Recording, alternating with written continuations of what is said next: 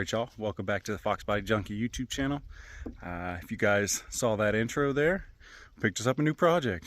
Like we needed another one, right? Well, today we're going to talk about the new deal here, new project car. So it's an 86 Mustang GT. Obviously you could tell by the intro, has no engine, no transmission, and most of the interior is gone. And what's left of the interior, well, it's not all that great. So on this car, I think we're going to call it Project Clean Slate. And what I mean by that is I'm going to put the car back together, but it's going to be basically a factory type rebuild. Give somebody a clean slate to go ahead and modify it the way that they want. It's going to be a factory camshaft, factory heads, factory intake. Being that it's an 86, I'm going to go back with an 86 EFI setup. I was able to source a lot of the parts needed for this car and this project in the last week or two, which has been really awesome, and we'll kind of go into more detail about that stuff as I show you the car.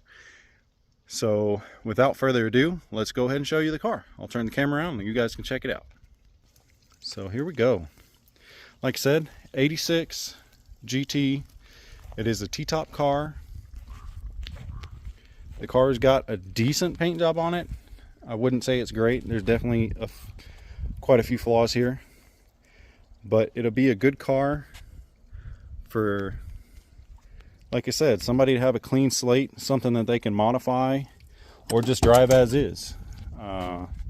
It definitely needs quite a bit of work. It's missing a lot of stuff, so we're gonna have to source some door panels, and I'll let you guys in on what I found for the car already. This is exactly how I bought it. I haven't done anything to it. So someone converted the car over to carbureted at one point in its life, which, you know, not a big deal. I like my carbureted cars too. However, we are going to go back with the factory 86 EFI stuff.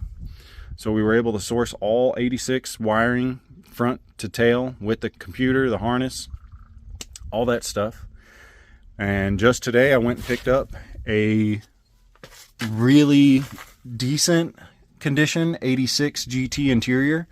I was able to source the rear panels, the rear carpet, the rear seats, the front carpet, the front dash, and the center console, all in the original gray.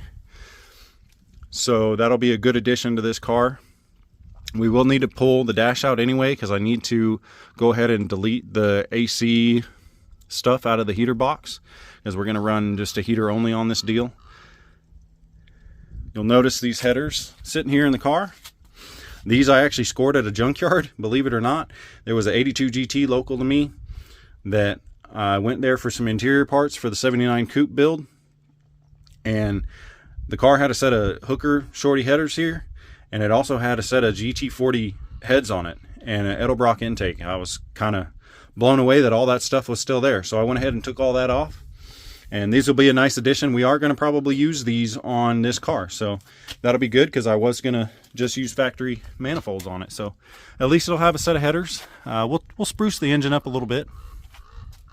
I was able to source the door, or the seat belts from that 86 GT as well. And yeah, so like I said, we've collected a lot of parts over the last little while. I also was able to get an engine and transmission for it. It's a stock 302 EFI. It actually came out of a 92 or 93. I may have a video on that later in the series. We'll see. Nothing fancy with it though. Like I said, the interior is not, well, the interior needs some love, but the exterior, it's not the greatest. It's got chips, and, you know, the paint needs buffed, and you can tell there's a little bit of filler in areas that might have a little crack, or, you know, some paint chipping on the edge. But it's an old car, y'all, and like I said, it'll make a good car for somebody to kind of modify the way that they want to. I'm gonna have to do door pins on this side. I can't open up the door handle is broken or off the rod in there, so can't open that. But the door drops down about 2 inches on this side anyway when you do open it, which is probably why that's chipped. So it does have a 5-lug conversion on it, a set of FR 500s. They're in pretty good shape, actually. The front tires are pretty good. The rear tires, not so much.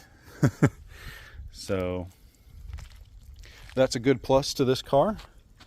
It does have a pretty nice condition cowl hood on it also. I'm not sure exactly who makes it. It might be a HO Fibertrans hood. There's really no branding on it here. Let me go ahead and put this hood prop rod up, and we'll go in more detail on the engine bay.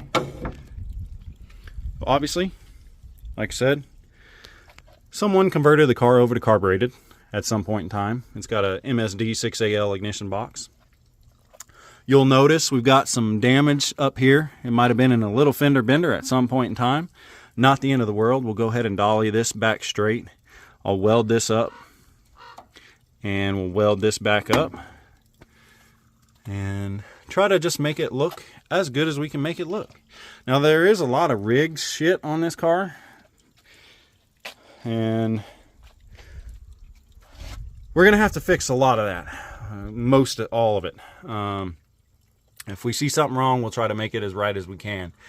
So,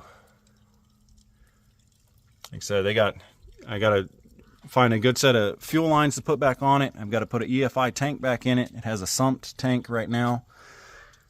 I did pick up a good fan shroud. We'll have to replace the bottle, but fan shroud is in good condition. So we'll put that back on there. Check that out, y'all.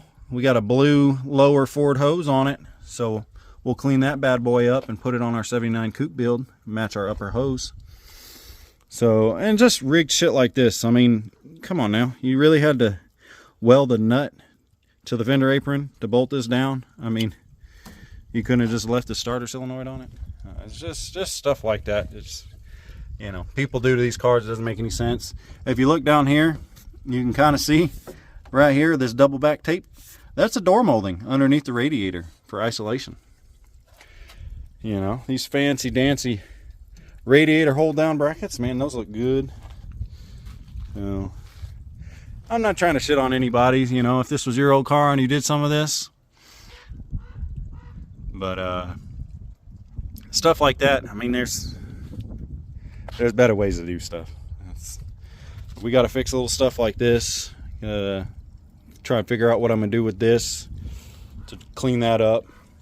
So somebody cut a piece out of it. I'm guessing maybe to get better access to the radiator here or something. I don't really see any other reason why you'd need to cut that out. But just shit like that, we're gonna have to fix on this car. So, like I said, it's a decent car, but it needs a lot of love, and I'm here for it. Like I said, we were able to source a lot of good parts over the last week or two for this build and this project to get it put back together somewhat decent. Somebody can have some fun with it. It's going to be a simple 302 EFI 5-speed. Car is original 86 5-speed car, so that's kind of what it's going to go back as. Yeah, let me know what you guys think. Quick short one here. Figure we do a little upload on this. It's the newest little pickup. Got plenty of issues, plenty of stuff we got to sort out, but overall I think it'll be a good little car. So thank you guys for watching me ramble on about another hoopty, and let me know if you're excited about this one, if you want to see the content on it. We are still working away on our 79 yellow project coupe. We're really close to getting it fired off, so that'll be, you know, probably tied in between stuff on this car. So, but yeah, let me know. Peek the interior here before it all changes. Got newer rear panels, can't stand that, but I get it. Forehead stuff's hard to find, so we got lucky when we found ours. But yep, so that's it, y'all. Appreciate y'all for watching. Appreciate y'all for subscribing and commenting and doing all that stuff, and we'll see you in the next one.